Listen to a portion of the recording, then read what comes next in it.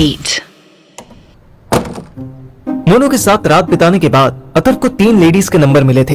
इनमें से पहली श्वेता कुमारी के घर वो पहुंचा ही था कि श्वेता ने उसे घर से बाहर निकाल दिया। अब घर में वापस जाने के लिए उसे एक पिज्जा चाहिए था। अथर्व बाइक लेकर थोड़ी दूर ही आया था कि उसने बाइक रोकी। वाकई फुद्दू हो गया हूँ मैं। पिज्जा ऑर्डर करना है तो ऑनलाइन आ जाएगा। पिज्जा डिलीवरी के जितने भी ऐप अथर्व के मोबाइल में थे, सब के सब एक्सपेक्टेड डिलीवरी टाइम 50 मिनट्स बता रहे थे। इतना वेट तो ना अथर्व कर सकता था और ना ही श्वेता कुमारी। अथर्व फिर बाइक लेकर पास की मार्केट में चला गया। किस्मत से उसे एक लोकल पिज्जा शॉप मिल गई। वो बस अपना काउंटर क्लोज ही कर रहे थे। अरे ए, भाई भाई ओ भाई रुकना यार, एक पिज्जा दे दे। काउंटर पर एक सिकड़ी सा लड़का खड़ा था। सॉरी सर, अब तो नहीं है। अरे नहीं है से क्या मतलब है? अरे देखना भाई, एक छोटा सा कोई सा पिज्जा बना दे, 100 रुपया एक्स्ट्रा ले लियो यार। ट्राई टू अंडरस्टैंड सर, साढ़े कोल जितने भी पिज्जा बचे थे वो सब मुक गए। आप सुबह 9 बजे से। अथर्व बाइक से उतरा और सीधे उस आदमी के आगे हाथ जोड़कर खड़ा हो गया। भाई मैं तेरे आगे पीछे या जिस डायरेक्शन में कहे वहां हाथ जोड़ता हूँ, मुझे कोई pizza they they please. Shopkeeper को तरस आ गया। उसे लगा कि या तो ये लड़का बहुत भूखा है या इसकी फैमिली ने इसे पिज्जा लाने के लिए कहा था और इससे पिज्जा बॉक्स कहीं गिर गया है। शॉपकीपर अंदर गया और 5 मिनट बाद एक पिज्जा बॉक्स लेकर आया। थैंक यू सो मच यार। सर इस टाइम बस यही है हमारे पास, आप एक बार देख लो। अथर्व के पास देखने की फुर्सत कहाँ थी। उसने तुरंत 200 रुपए काउंटर पर पकड़ाए और बॉक्स को बाइक की टांकी पर रख के बाइक उड़ा दी। अथर्व ने श्वेता के घर के आगे बाइक लगाई और बेल बजाने की जगह उसे व्हाट्सएप मैसेज किया। मैं गेट के बाहर हूँ, पिज्जा मिल गया है, गेट खोलो। दूसरी तरफ से तुरंत एक वॉइस नोट आया। जब पिज्जा डिलीवरी करने आए हो तो बेल बजाओ ना। ओ हाँ, ये तो सोचा ही नहीं। इस बार दरवाजा खुलने में 2 मिनट लग गए। श्वेता नाइटी पहनी थी। उसका मंगलसूत्र क्लीवेज के बीच में लटक रहा था। अथर्व की एक्सपीरियंस्ड आंखें उसे बता रही थी कि श्वेता ने नाइटी के अंदर कुछ नहीं पहना था। हाँ, कितने हुए? अथर्व ने डब्बा श्वेता को पकड़ा दिया। 200 रुपए।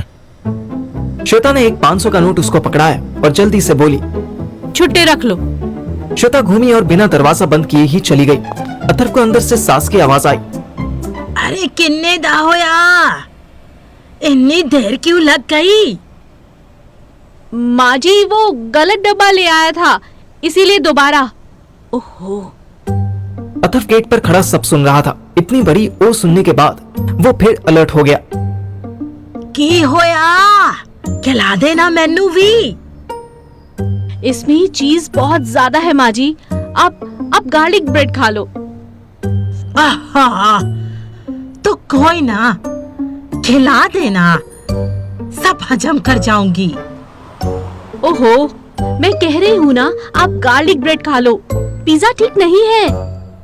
तू बात नहीं सुनती, अपनी चलाती है। आने दे रवीनू, तेरी ऐसी शिकायत करूंगी कि।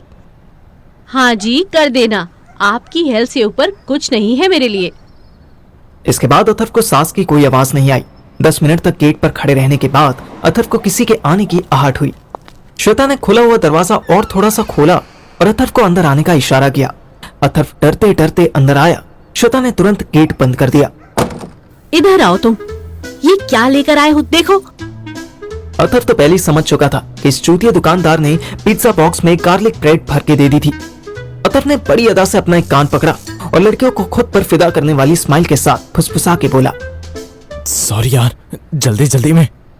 श्वेता कुछ सेकंड्स तक उसको घूरती रही और फिर मुस्कुराने लगी। उसकी कमीनों वाली स्माइल देख के अथर्व को आयशा भाभी की याद आ गई। वो भी अथर्व का ईगो क्रश करके बड़े स्टाइल से स्माइल करती थी। धीरे धीरे ऊपर चलो, ऊपर वाले बेडरूम में, सीढ़ियां चढ़ने के बाद लेफ्ट में है। अथर्व ने हाँ में सर हिलाया और हॉल के लास्ट में बनी स्टेज से ऊपर चल दिया। श्वेता, इत्थे आ जल्दी। श्वेता भागी भागी सास के कमरे में गई। अथर्व बेडरूम में पहुंच चुका था। वहां ब्लू लाइट्स चल रही थी। उसे कुछ टाइम तो आंखें एडजस्ट करने में लग गए। 2 मिनट बाद उसे समझ आया कि बेड तो हार्ट शेप में था। यहाँ वहां थोड़े थोड़े फूल बिखरे हुए थे। कमरे में से खुशबू भी बहुत अच्छी आ रही थी। यार ऐसे एटमॉस्फेयर में करने के लिए तो मैं 2000 दे देता। बस श्वेता भी आयशा भाभी जैसी सुपर एक्टिव निकल आई यार। अथर्व जूते उतार कर बेड पर लेट गया। जैसे ही श्वेता रूम में आ गई, अथर्व एकदम से उठकर बैठा। तुम लड़कों का दिमाग भी वहीं तुम्हारी टांगों के बीच में झूलने लगता है क्या? नहीं, वो एक्चुअली जल्दी में मैं चेक नहीं कर पाया कि वो पिज्जा है या नहीं। गांड में डाल लो पिज्जा। मैं डोरबेल के लिए कह रही हूँ। डोरबेल क्यों बजाई? ओहो, गाली देते हुए कितनी सेक्सी लग रही थी तुम। श्वेता के फेस पर एक सेकंड के लिए स्माइल आई और चली गई। अथर्व समझ गया कि ये भी आयशा की तरह बस डोमिनेट करना चाहती थी। अथर्व को सबमिसिव होने में भी बहुत मजा आता था। वो फिर से बेड पर लेट गया और श्वेता की तरफ स्माइल करके देखने लगा। इतना बेसब्र मत हो, मेरा मूड खराब कर दिया तुमने। इधर आओ, फिर अभी बना देता हूँ। हाँ, अभी बना देता हूँ। चाय बनाने को बोला है मैंने। नहीं, चाय तो शायद मैं नहीं बना पाता, पर मूड तो मैं। इधर आओ तो पता चले। आती हूँ। पहले ये बता कौन सा फ्लेवर लाए हो? अथर्व को अचानक याद आया कि वो कॉन्डम्स लेना तो भूल ही गया था। उसने अपने माथे पर हाथ मारा। ओह गॉड, आज कितनी गड़बड़ हो रही है। ये भी भूल गए या जानबूझकर नहीं लाए? अथर्व पहले ही कल्पा हुआ था और श्वेता उसे और ज्यादा कल्पाने की कोशिश कर रही थी। वो बिल्कुल सीरियस फेस बनाकर बोला, जानबूझकर नहीं लाया। क्यों? क्योंकि जब तक स्किन टच ना हो मजा नहीं आता, और जब मुझे मजा नहीं आता तो मैं मजा दे नहीं पाता। अथर्व ने डायलॉग मार दिया था, पर उसे मोनू का किया हुआ प्रॉमिस याद आ रहा था। इतनी देर में श्वेता उठी और कबोर्ड में से एक ऑरेंज फ्लेवर का डब्बा निकालकर अथर्व को दे दिया। ये लो, तुम्हारी एक टेंशन मैं दूर कर देती हूँ। श्वेता ने बड़ी अदा से अपने सारे बाल इकट्ठा किए और लेफ्ट शोल्डर पर डालकर उसी तरफ की करवट लेकर बेड पर लेटने लगी। अथर्व की हार्ट बीट बढ़ गई। तुम कॉन्डम का स्टॉक रखती हो? नहीं ना, रवि के लिए लाई थी। इतनी हिम्मत करके मैंने रिलायंस मार्ट से खरीदा था, पर यूज ही नहीं हुआ। श्वेता ने जानबूझकर अपनी गर्दन अथर्व के सामने की और मुंह नीचे करके लेट गई। अथर्व ने आगे बढ़कर किस करना शुरू कर दिया। अगले 2 मिनट बाद ही उन दोनों के कपड़े बॉडी से अलग हो चुके थे कि ग्राउंड फ्लोर से जोरदार आवाज आई, श्वेता, मैनू पानी दे। अथर्व को श्वेता की सांस तंग कर रही थी और मुझे तृप्ति का वो गीला सा किस चैन नहीं लेने दे रहा था। मैं क्लास के बाद सुहानी से 2 घंटे बात कर चुका था, पर फिर भी उस किस के बारे में कहने की हिम्मत नहीं हुई थी। मैं तब से खुद को यही तसल्ली दे रहा था कि गाल पर किस करना it's not a big deal, हो जाता है। क्या पता मैं आज बहुत क्यूट लग रहा था इसलिए उसने किया, पर ये सारे एक्सक्यूजेस मैं खुद ही एक्सेप्ट नहीं कर पा रहा था। फाइनली मैंने तृप्ति को वॉइस नोट भेजा। Hello Tripti, sorry for late night message. मुझे तुमसे कुछ बात करनी है। कल सुबह जिम के पास मिल सकती हो? अगर सुबह उठ जाओ तो मैसेज कर देना, नहीं तो आफ्टरनून। अरे हाँ, कल तो तुम्हारा शूट है। ओके, जब भी टाइम मिले। मैंने वॉइस नोट सेंड कर दिया था। उसका लास्ट सीन 11:30 बजे का था। अब 2 से ऊपर हो गए थे। मुझे तो लगा वो सो चुकी होगी, पर 1 मिनट बाद ही उसने मैसेज सीन कर लिया और रिटर्न में वॉइस नोट भेजा।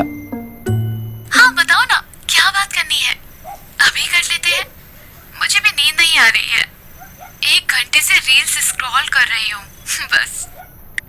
मैंने फोन मिला दिया। हेलो तृप्ति, कैसी हो? क्या कर रही हो? ठीक हूँ, बताया तो। रील्स देख रही थी। पर तुम ऐसे फॉर्मल क्यों हो रहे हो? क्या बात है, बोलो। मैं ये कह रहा था कि कॉल कट गई। मुझे बड़ा गुस्सा आया कि पूरी बात सुने बिना ही कॉल क्यों कट गई। मैं 1 मिनट तक रिटर्न कॉल का इंतजार करता रहा। फिर जब पेशेंस खत्म हो गया तो मैंने खुद ही रीडायल कर दिया। The number you are trying to call is currently switched off. इसका नंबर तुरंत स्विच ऑफ क्यों हो गया? मैं पहले से ज्यादा नर्वस होकर छत पर टहलने लगा। 10 मिनट बाद उसका मैसेज आया, सॉरी यार, फोन डेड हो गया था। इधर लाइट भी नहीं आ रही है, बड़ी मुश्किल से ऑन हुआ है, बस 1% बैटरी है। मैंने भी रिटर्न में रिप्लाई कर दिया, ओके फिर कल बात करते हैं, पर करना जरूर। तृप्ति की तरफ से भी तुरंत रिप्लाई आया, कल क्यों, आज ही कर लेते हैं ना। अपने घर की छत पर आ सकते हो? मैं भी अपनी छत पर ही हूँ, आ जाओ, मैं वेट कर लेती हूँ। मैं अपने घर कैसे जा सकता था, वहां तो मेरा खड़ूस बाप रहता था। मैंने रिप्लाई कर ही दिया, मैं घर नहीं आने वाला, कल ही बात कर लेंगे। पर यह मैसेज डिलीवर ही नहीं हुआ। इसका मतलब उसके फोन की बैटरी डेड हो गई थी और वो भी छत पर टहल टहल कर मेरा वेट कर रही थी। 2:30 बजे तक मैं यूं ही टहलता रहा। इसके बाद मैंने डिसाइड किया कि मुझे जाना चाहिए, लेकिन गेट खुलवाने के लिए अपने बाप से क्या बोलूंगा कि मैं क्यों रात को 2:30 बजे घर वापसी कर रहा हूँ।